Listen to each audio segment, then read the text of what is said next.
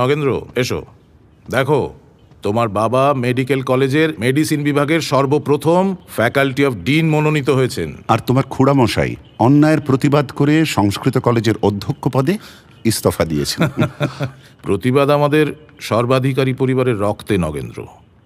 রেঙ্গুনে তোমার বাবার প্রতিপত্তির কারণে 50 জন নিরপরাধ ভারতীয়র ফাঁসির হুকুম রদ করতে বাধ্য হয়েছিল ইংরেজরা। কোনো যুক্তি নেই, অর্থ নেই, যা প্রাণ চায় তাই করে যাচ্ছে। বিচার ব্যবস্থাও তাদেরই হাতে। প্রতিবাদ করেছ, ব্যাস, ময়দান থেকে বাদ। আর সে ময়দানে তো পা দেবারও জো নেই। সেখানে পা দিলেও তো ইংরেজদের চাবুক খেতে হয় ভারতীয়দের। তার উপর নগেন্দ্রকে তো শুনলাম ইংরেজদের ভয় কেউ খেলার মাঠই দিচ্ছে না। নগেন্দ্র, এক অসম্ভব লড়াই লড়ছো তুমি।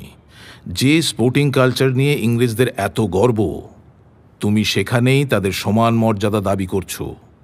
বুদ্ধিমান জাতি তো, ওরা জানে যে খেলার মাঠে শাসক আর শোষিতের ব্যবধানটা ঘুচে যায়। বারবার হেরে যাওয়া কোটি কোটি মানুষের একটা দেশ একবার যদি জেতার স্বাদ পায়, তাহলে হাতে গোনা কটা ইংরেজের এই সিংহাসন টলমল হলেও হতে পারে। এগিয়ে যাও। কিন্তু দাদা, এগিয়ে যাবেটা কোথায়? সমকক্ষ হতে গেলেও তো সম্মুখ সমর চাই। ভারতবর্ষে তো ফুটবলের কোনো প্রতিযোগিতাই নেই। শুনছিলাম আগামী বছর ডুরান্ড কাপ বলে একটি প্রতিযোগিতা শুরু করার কথা ভাবছে ওরা। খেলা ইংরেজদের, প্রতিযোগিতাও ইংরেজদের। তোমার কি মনে হয় সেখানে নেটিভ একটা ক্লাবকে ওরা সুযোগ দেবে? আশীর্বাদ করুন সেই সুযোগটা যেন ছিনিয়ে নিতে পারি।